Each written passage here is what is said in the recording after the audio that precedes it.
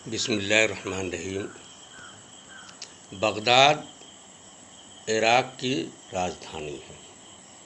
Baghdad शहर के आसपास से एक लड़का बगदाद शहर में दाखिल होता है।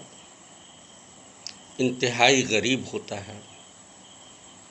जिस गांव का रहने वाला है उस गांव में उसका कोई मददगार नहीं था, उस गांव में कोई रोज़गार नहीं। मजबूर होकर के वो बगदाद शहर पहुंचता है। भूख से परेशान होता है। अचानक उसकी नज़र एक होटल पे पड़ती है। होटल में सामने ही कुछ रोटियां रखी होती हैं। वो लड़का जाता है और रोटी को उठाता है और खाना शुरू कर देता है। मालिक की जब नज़र उस पर पड़ी तो उसने चोर चोर करना शुरू कर दिया। लोग जमा हो गए। इस लड़के को लोगों ने पकड़ लिया और काफ़ी इसकी पिटाई कर दी। फिर इसको पुलिस के हवाले कर दिया जाता है। अब जो है पुलिस इसको एक वक्त मुकर्ररा तक जेल में रखती है। जेल के अंदर रह करके इसने चोरी के बहुत सारे गुण सीखे। बड़े बड़े चोरों से इसकी मुलाकात हुई। जेल से निकलने के बाद फिर ये चोरी के काम में लग गया और बड़ी बड़ी चोरियां करना शुरू कर दिया। बिल आखिर एक दिन फिर ये पुलिस की गिरफ्त में आ जाता है। अब बड़ी बड़ी चोरियों की वजह से इसके हाथ को काट दिया जाता है और जेल में रख डाल दिया जाता है। जेल में इसको बड़े बड़े माहिरीन डाकू, रहज़न, चोर, इस किस्म के लोगों से मुलाकात होती है। क्योंकि जहन के एतबार से आला दिमाग का इंसान था, हर एक बात को फ़ौरन कैच कर लेता था। जब ये जेल से निकला तो मौरख़ीन ये बताते हैं कि अब जेल से निकलने के बाद ये तमाम डाकुओं का सरदार बन गया और हाल ये बन गया कि लोग ये कहने लगे कि इस लड़के का एक हाथ क्या काटा गया, इसके हज़ारों हज़ार हाथ पैदा हो गए। यानी हज़ारों इसके डाकू और बड़े बड़े माहिरीन डाकू इसके मातहत हो गया। सबों का ये सरदार बन गया। अब पूरा शहर, हुकूमत की मशीनरियाँ, सब के सब सिर्फ एक नाम से परेशान थे और तमाम लोगों की रूहें कांप जाती थी जब उसके सामने एक आदमी का नाम आता था, इब्ने साबात। हर आदमी के जहन में ये बात बैठ गई थी कि किस वक्त इब्ने साबात या उसका आदमी आएगा और उसके घर डाका डालकर चला जाएगा। हुकूमत उसे पकड़ नहीं पाएगी। लेकिन कानून का हाथ लंबा होता है। एक दफ़ा का वाक़या ये होता है कि ये बहुत बड़ा डाका डाल रहा था। पुलिस को पता चली। पुलिस ने आकर के चारों तरफ से उस मकान को घेर लिया। लेकिन इसने पूरी महारत के साथ अपने तमाम साथी डाकुओं को पुलिस के नरगे से निकाल दिया, मगर ये पुलिस की गिरफ्त में आ जाता है। हुकूमत परेशान थी ही इससे।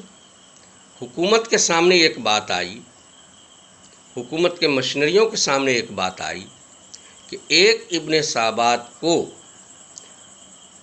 डाका जनी के जुर्म में और बहुत सारे जराइम जो इसने किए हैं उन तमाम जराइम के सज़ा में अगर इसे फांसी दे दी जाती है तो उससे कुछ फ़र्क नहीं पड़ेगा। बहुत सारे डाकू बच जाएंगे। बिल आखिर इस नौजवान को यानी इब्ने साबात को हुकूमत की मशीनरी ने वादे माफ़ गवाह बना लिया। अब इब्ने साबात इस बात पर तैयार हो गया कि वो अपने तमाम साथियों के पता बता देगा और तमाम साथियों को गिरफ्तार करा देगा इस शर्त के ऊपर कि हुकूमत वक्त उसके फांसी की सज़ा को माफ़ कर दे और जेल से रिहा कर दे। पुलिस ने तमाम इसके साथियों को गिरफ्तार किया। गिरफ्तार करने के बाद तमाम इनके साथियों को फांसी दे दी गई। इब्ने साबात की पूरी जमात ख़त्म हो गई। अब हुकूमत के वादे के मुताबिक ये जेल से रिहा होता है, लेकिन जिस दुनिया के अंदर वो पला बढ़ा था, जिस जराइम की दुनिया में पला बढ़ा था, जेल से निकलने के बाद फिर उसी दुनिया में वो दाखिल होता है। शहर में जाता है, एक बड़ा मकान देखता है, रात का इंतज़ार करता है। जब रात हो जाती है तो उस मकान के अंदर जाता है, देखता है कि बहुत सारा कपड़ा जो है पड़ा हुआ है, उसके थान पड़े हुए हैं। इसने कुछ अच्छे अच्छे कपड़े को इकट्ठा किया। इकट्ठा कर ही रहा था कि देखा एक बूढ़ा आदमी है, वो एक चिराग लेकर के आ रहा है। फौरी तौर पे तो ये घबरा गया, लेकिन बूढ़े ने उसको दिलासा दिलाया कि घबराओ मत बेटा, मैं तुम्हारा साथी हूँ। चुनांचे बूढ़ा आता है, रोशनी दिखाता है, रोशनी में अच्छे अच्छे कपड़े का इकट्ठा करता है और 2 गट्ठर बनाता है। उसके बाद फिर बूढ़ा जाता है अंदर, 1 प्याला दूध लेकर के आता है, कुछ खाने पीने की चीज़ लेकर के आता है। ये नौजवान इब्ने साबात डरता है कि हो सकता है इसके अंदर जहर हो। बूढ़ा कहता है कि बेटा डरो मत, इसके अंदर कोई चीज़ ऐसी नहीं है जो तुमको नुकसान पहुंचाए। मैंने देखा कि तुम भूखे हो, परेशान हो, तो मैंने सोचा कि पहले तुम्हें खाना खिला दूं। अगर तुमको यकीन नहीं है तो लाओ पहले मैं खाता हूँ। चुनांचे वो बूढ़ा आदमी पहले दूध पीता है, फिर इब्ने साबात भी पीता है और बड़े गट्ठर को बूढ़े ने उठा लिया अपने सर के ऊपर और छोटे को इब्ने साबात के सर पर दिया। दोनों निकलते हैं वहाँ से। अब सुबह होने वाली है। इब्ने साबात को ये डर होता है कि कहीं फिर न पकड़ा जाऊं और जेल चला जाऊं, इसलिए वो बूढ़ा को डांटता भी है, डपटता भी है, गाली भी देता है, कभी कभी मार भी बैठता है और कहता है जल्दी करो, जल्दी चलो। फिर वो एक जंगल के करीब पहुंचता है, एक पुराना मकान होता है, उस मकान के अंदर दोनों गट्ठर को रखता है, थोड़ा सा कपड़ा निकाल करके उस बूढ़े आदमी को इब्ने साबात देता है, कहता लो ये तुम्हारा हिस्सा है। उस बूढ़े ने जवाब दिया बेटा तुमको ज़्यादा ज़रूरत है इस चीज़ की, मुझे इसकी ज़रूरत नहीं है, ये रखो तुम ही, और ज़रूरत पड़े कभी भी तो तुम वहाँ पे आना और लेकर के चला आना।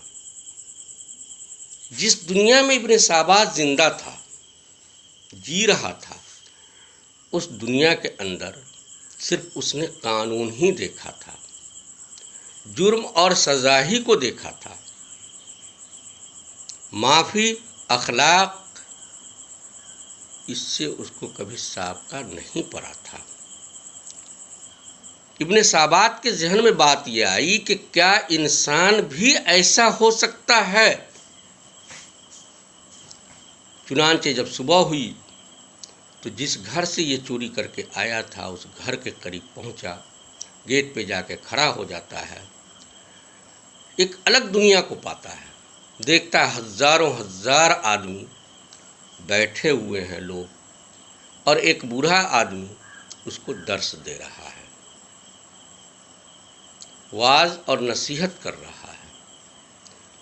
इब्ने साबात गेट पर बैठा ही रहा। जोहर का वक्त हुआ, अजान हुई, सभी लोग नमाज के लिए चले। वो बूढ़ा आदमी जब नमाज के लिए निकला, गेट के करीब पहुंचा, इब्ने साबात वहां पहुंचा और फ़ौरन उसके पाँव को पकड़ लिया और रोना शुरू कर दिया। बूढ़ा समझ गया कि ये कौन है, उसको दिलासा दिया, तौबा कराया, अपने साथ ले गया, नमाज पढ़ाया। उस बूढ़े आदमी का नाम जुनैद बगदादी था। ये हज़रत जुनैद बगदादी थे जिन्होंने अपने इस्लामी अखलाक को इस इंसान के सामने पेश किया, इंसानियत को पेश किया। अब इब्ने साबात के सामने दो दुनिया आ गई। एक दुनिया वो जिसके अंदर वो जी रहा था और लोग उनसे परेशान था, आदमी उनसे परेशान थे लोग। और एक दुनिया ये थी जहाँ कोई भी किसी से परेशान नहीं, हर आदमी एक दूसरे की मदद करने को हमा वक्त तैयार। अब ये दूसरी दुनिया के अंदर आ गया।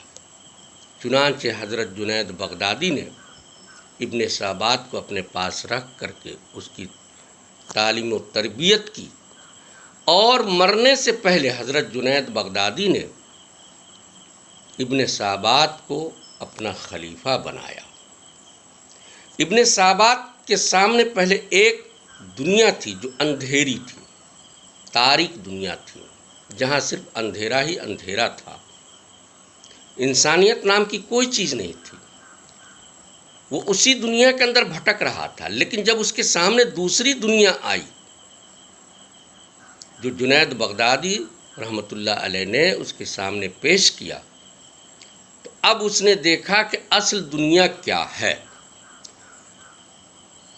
असल दुनिया यही है कि उसके अंदर माफ़ी भी हो और आला तालीम हो अखलाकियात की, जो नबी करीम सल्लल्लाहु अलैहि वसल्लम ने दुनिया के सामने पेश किया, ताकि दुनिया के लोग भी इब्ने साबात के जैसे बन सकें।